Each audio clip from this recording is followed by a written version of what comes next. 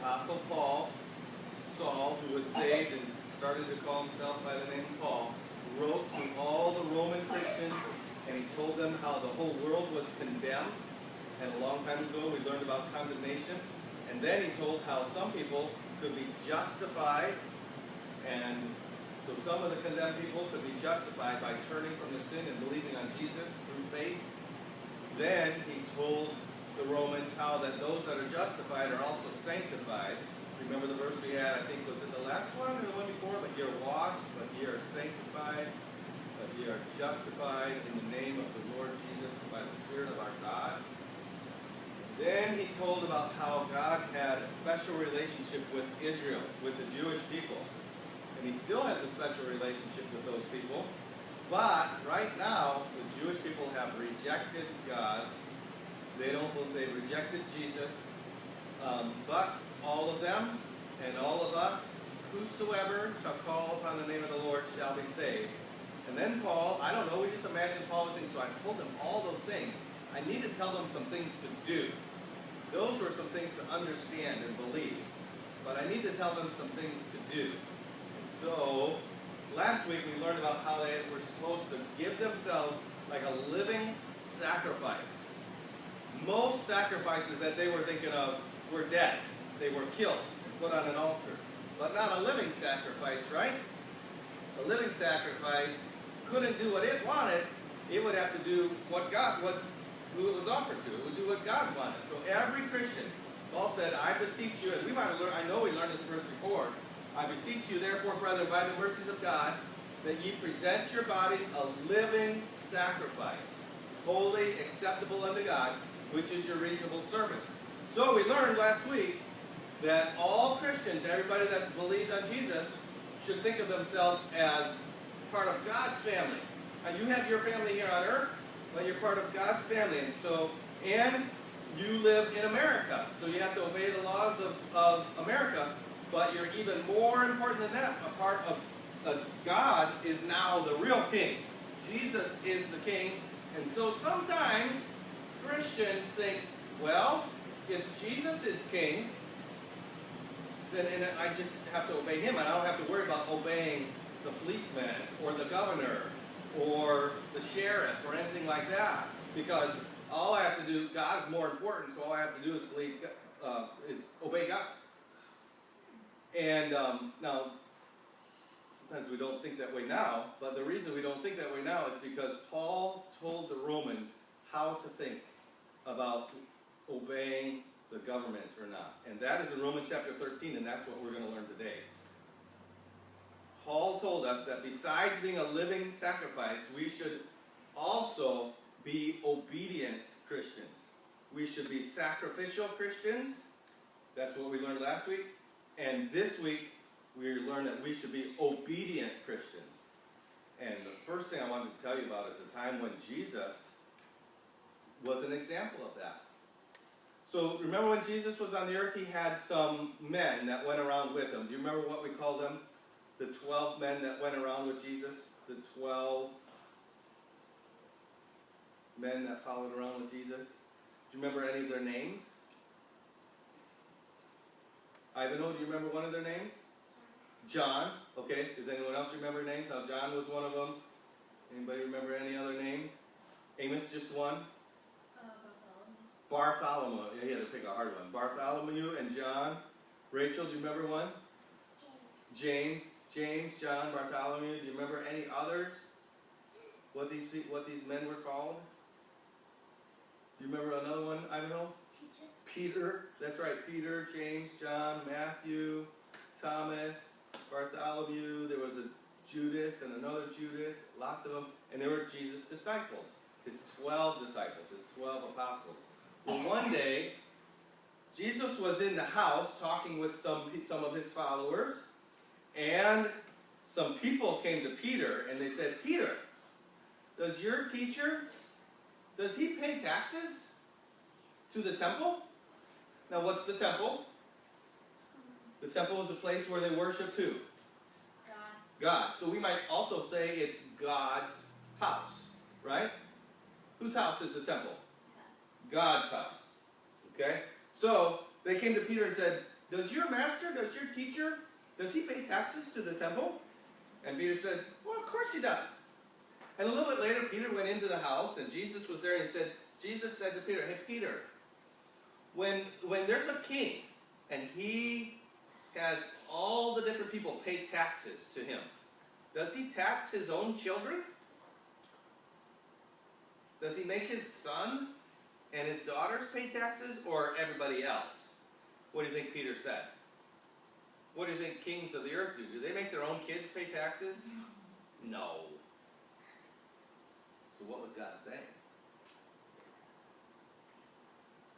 No. So Jesus said, even though kings don't make their kids pay taxes, we will still pay the tax. So then what was he saying? If it's God's house, did Jesus need to pay taxes for God's house? No. He's God's son. He's God himself, isn't he?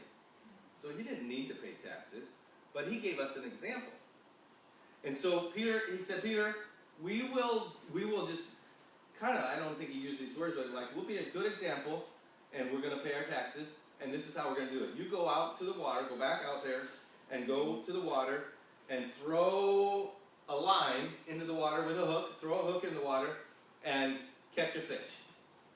And you pull the first fish that you get, pull it out, and in its mouth will be a piece of money. Take the money and pay the tax for me and for you. And you know what happened? Yes. Peter went fishing. He threw his line in. The first fish he pulled up, there was a piece of money in there. And in the water where he was fishing, there are still fish that go along, and as they swim, they just pick up things off the bottom of the Sea of Galilee, and they pick up stuff that's not food. And if you fish there, you might find a fish that has something in its belly or something like that, but they don't all have coins in them, just exactly the amount to pay your taxes. Jesus made sure of that, didn't he? That was a miracle, wasn't it? So, there it was. Jesus paid the tax for his own house, for his Father's house. Now that shouldn't have to be done, but he was giving us an example. He wanted his followers to know that even though they followed him, they still should obey the authorities over him. A little while later, some of his enemies, groups of people that did not like him, came to him, and they got their heads together, and they thought, we got the perfect question. We're going to ask him this question, and when he answered, he can only answer it two ways. He can only answer it two ways, and either way he asks it, people will think he's a bad person. And that's great, because we don't like him, but everybody else loves him. And he's taking attention away from us. He's taking people used to listen to us, they don't listen to us anymore, they keep listening to him, and we need to ruin him. So we're going to ask him this question and trick him, trap him. And so they came to Jesus, and they said, hey, Jesus, we know you always tell the truth, and you would never do anything bad. You know the taxes that we pay to Rome? Should we pay those? Or should we not pay those? Now, before you come to guess what he said, you got to think. Rome, the emperor of Rome, said that he was a god. The emperor of Rome said that everybody should worship him.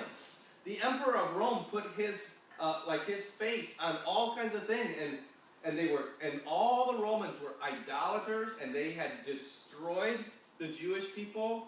They were wicked people. And so the Jewish people didn't want to give their money to wicked rulers. Right? But who was in charge? Right when they were asking Jesus that question, there were soldiers standing around. And you know what kind of soldiers they were? Roman soldiers. And if the Roman soldiers heard Jesus say, oh, you don't need to pay taxes to Rome, he would be in trouble, wouldn't he? So this was a very tricky question. What is Jesus going to say? Is he going to say, yes, give money to the idolater, to the man who thinks he's a god? Is he going to say, give the money to Caesar, to Rome? Or is he going to say, no, you don't need to pay money to Rome, and the soldiers are going to go tell their leader and they're going to come and get him? They thought they had the perfect trap. But Jesus is God. He was not caught by their trap. You know what he said? He said, bring me a coin. And they had a coin. So somebody got their coin out and they brought it to him. And he said, look at the coin. Whose face and what words are on the coin? Whose face, whose image, and what words are on the coin? And they said, it's Caesar's image. And so he said, well, then you should give to Caesar the things that are Caesar's. What was he saying? He was saying, since the coin had Caesar's name on it, it had his picture on it, then he was the one that said what could do with it, and we had to do what he said. But then, he said, but you should also give to God what has his image on it. Now, do any of you know what has God's image on it? What in the world is made with God's image on it? You might not know this, but in the very beginning of the Bible, it tells us that every human being is made in God's image. So, when Jesus said, give to Caesar what is Caesar's, what was he saying? Yeah, if he wants some money, you got to give it back to him. But God says, give to him, give to God what has his image on it. And that means we need to give God ourselves, right? Because we have God's image in us. Man is made in God's image. So, Jesus taught us through these two examples that we should do what the government, what our rulers tell us to do. But some people think, and some people have been asked to do something. Sometimes people have been asked to do things or told to do things by the government that God would not want them to do. So now what should they do? God says do one thing, and the governor or the policeman or the lawyer, the legislator say, the dictator says do one thing, the king. God says do one thing, the king says do something else. Which one should you do?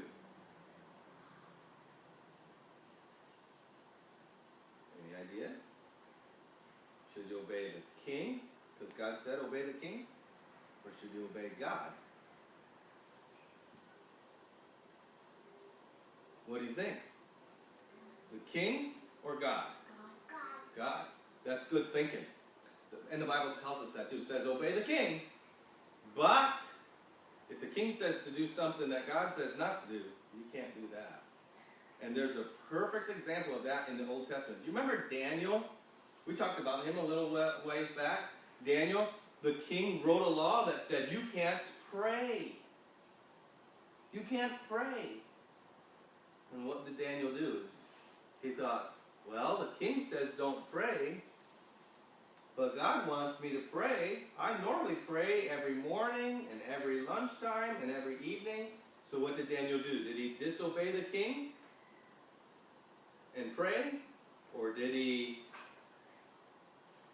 disobey God and not pray? He disobeyed the king. He disobeyed the king. And what happened to him? Do you remember what happened to him when he prayed and he wasn't supposed to pray? It was worse than jail. They put him in a big den where he couldn't get out of. Oh, yeah. But what was in the den? Your sister said it, and you said, oh yeah, you know the story, but you don't remember what was in the den? It was a den full of lions. Yeah. But did the lions kill him? Not that time. God protected him. Daniel had 3 friends. Daniel had three friends, and one day the king, and he was one of the mightiest kings who ever lived in the whole world, in all of time. He was a very, very great and powerful king, but he got all full of pride, and he said, I want to build a huge statue of me, a golden statue, 90 feet tall, I think. Yeah, 90 feet tall. So I think this ceiling is about 10 feet tall. So 10 more feet and 10 more feet is 30. 10 more, 10 more, 10 more. 90 feet tall. It's at least twice as tall as the casino over here. Twice as tall. More than twice as tall as that. Big, huge statue, golden statue of the king. He had a lot of pride, didn't he? He's like, I'm so special. I got this golden statue of me. And then he had this great idea. I should get everybody who works for me, everybody in the whole government, to come and see my statue. And so he got them all to come there. And there were some people there. There was some like Daniel. Daniel wasn't there, but some others like Daniel who were Jewish people and worked in the king's government. And they were there, and when they got there, they saw the giant statue. And then they heard an announcement. And the announcement said, at what time you hear all the different instruments playing music, everybody will fall down on their face and worship the golden idol. And anybody that doesn't worship the golden idol will be thrown into a furnace of fire. Okay, another decision. The Jewish people, what's the first commandment? Thou shalt have no other gods before me. What's the second commandment? Thou shalt not bow down, thou shalt not make unto thee any graven image, or bow down to it. So commandment number 2 says, don't bow down to an idol. So the Hebrew men there, 3 of them, they were standing there. Commandment number 2, don't bow down to an idol. The king, the most powerful, mighty king in all the world, ever up to this time, says, bow down to my idol. Which one? Well, the music played. And what do you think they did? Didn't bow down. They didn't bow down, did they? So what's coming for them? Well, I don't know, some people Oh, there's a bunch. Everybody. It wasn't like there was just 3 of them, and they all together said, no, we're not going to do that. Everybody else, thousands of other people went ahead and bowed down and did it, but they didn't. That made it even harder. Everybody else was doing it. The king said you got to do it, but they said we're not going to. And you know what happens when what happened? You know what happened. The king said do something. These guys didn't do something, so what happened? What? Yeah, but how? How did they get in the furnace? Somebody went and told on them. Oh, king, you know, there were some people that didn't do like you told them to do, right? And the king said, is that true? Have them come and stand before me. And they came and stood before the king, and the king said, is it true that you will not bow down to my idol? If it's true, I'm going to give you one more chance. But if you don't, you are going into the fiery furnace. The furnace full of fire. And those men, they said, O king, it's true. We did not bow down to your idol, and we're not going to bow down to your idol. Our God is powerful enough to deliver us from you, if he wants to, but even if he doesn't, we're not bowing down to your idol. Oh boy. The king got mad at that, didn't he? He said, put a bunch more coal in there, put a bunch more wood in there, make that furnace 7 times hotter than it is now. And he said, you guys are my strongest soldiers. Grab those men, tie them up, and throw them down those stairs into that furnace. And the men, they got there, they threw them down there. That furnace was so hot. The soldiers that were throwing them in there were overcome by the heat, and they died. And the three men were down there in the furnace. Very soon after that, Nebuchadnezzar looked down into the furnace and he said, wait!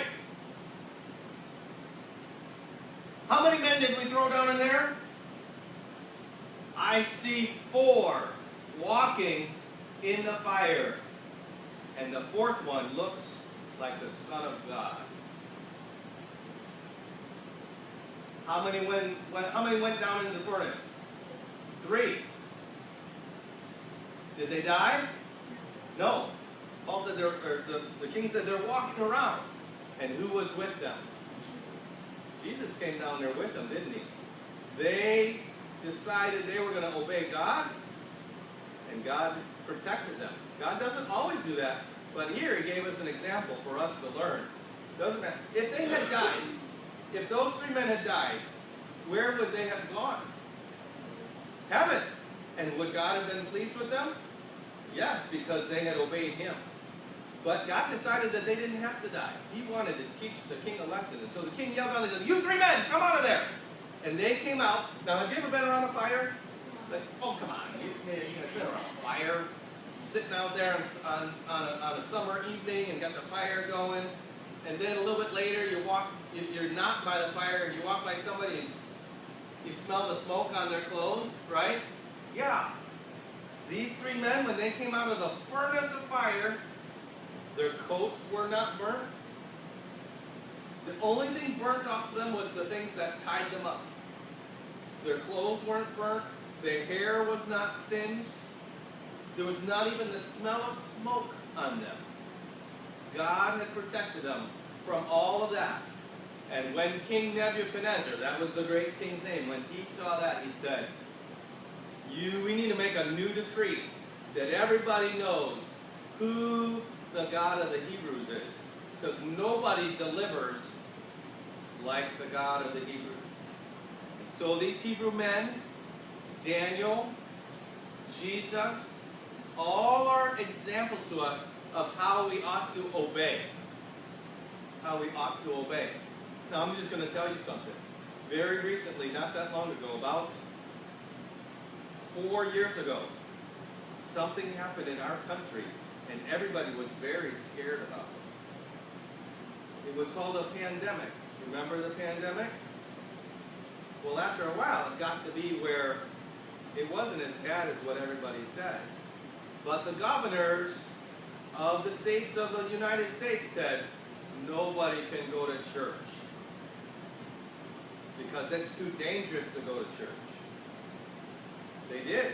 You might be too young to remember, but Aubrey probably remembers that. Like, can't go to school, can't go to church, and then it was very inconsistent. And that's how we knew it wasn't really right. But the government was saying not to do something.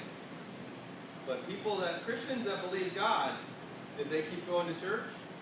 Yes, they did. They sure did. So it's okay to disobey the government when the government says, disobey God. Who should you obey first? God. But if the government says, don't speed down the road, don't speed down the road. If the government says, pay your taxes, we want this much money from you for this year, what do you got to do? Pay the taxes. Give them money, and even if the money, you know what the government uses some money for? Bad things. The government will use some of its money to do awful things. But we still have to pay our money to the government. Well, and yeah, just maybe half an hour? Yep. 20 minutes? 20 minutes? Okay. Yeah. The government will pay money so that people can kill their babies that are not born yet. That's awful. So, but we still have to pay our money to the government. But when the government says to do something that God says we shouldn't do, we obey God instead of man. We don't, in America, have these choices too much. So most of the time, what do we need to make sure that we do? We need to obey the rulers. If the policeman says go over there, we do what the policeman says. There's a lot of people in the world today, they see a policeman and they run. They see a policeman and they're like, I hate policemen. That's stupid. For a Christian, the policeman says, do this, we do what the policeman says.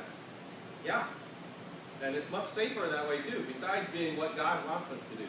So we need to remember, when we have authority over us, whether it's the teacher, the principal, the policeman, the mayor, the governor, we should obey them until they tell us to do something that God says not to do. And so we need to remember that Christians, every day of their life, are obedient. We live a life of sacrifice. That was what we learned last week. And this week, we live a life of obedience to our parents, to everybody. Because that's what God expects His children to do.